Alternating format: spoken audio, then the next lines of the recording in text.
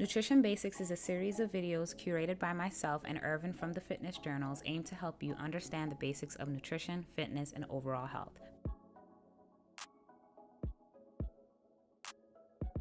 So one question we received was, how much protein do I have to take daily if I want to gain muscle? So I'm going to let Irvin take this away because obviously he knows a lot about I know a thing or two.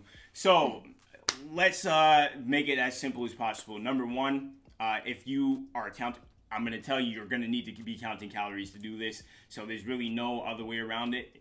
If you're asking that question, how much, then I'm going to be giving you numbers.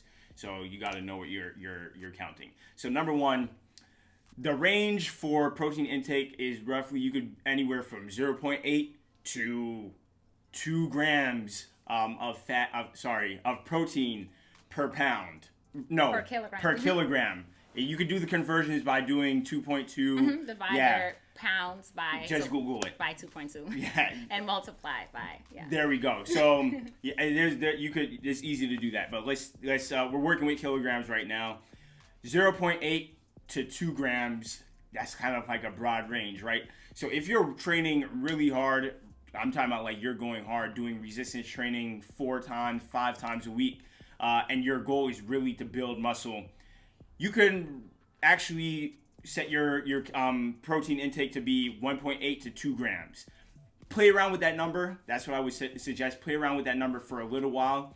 Hyperaminoacidemia, which is excess amino acid in the blood, doesn't really set in unless like it's extreme. I'm talking about like 4 grams, which that's not necessary at all. You don't need to be doing that much.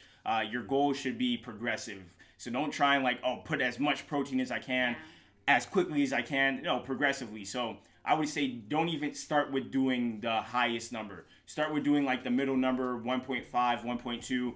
Try that out.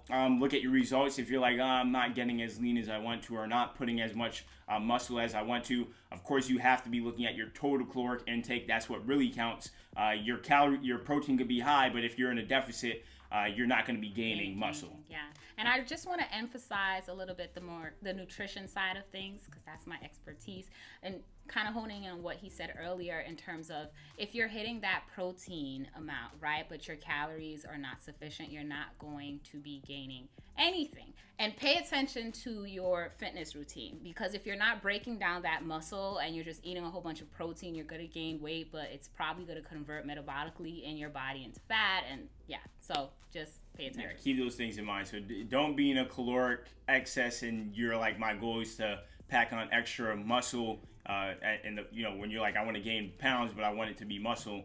If you're not working out and you're in excess, it's not going to magically become muscle. You actually have to be working out while you're doing that. So keep those things in mind. But yes, to answer your question about the protein intake, look at the protein sources as well. High quality proteins, you want to do that. If you're vegan, then you're going to have to you're going to need more amino acids to get the complete protein. So that means you're going to need more compounding food sources to combine. So like rice and beans, that's a complete protein. There we you will go. get all of your amino acids there if you're a vegan. That's a great source of a complete protein. And if you want more personalized help, you can contact us directly so that we can figure out how much calories you need to be eating per day, and then break down, how much fruits, vegetables, and all of that specific information. Thanks for watching. Be sure to subscribe and turn the notification bell on to stay tuned for new topics. Feel free to leave your suggestions and questions below.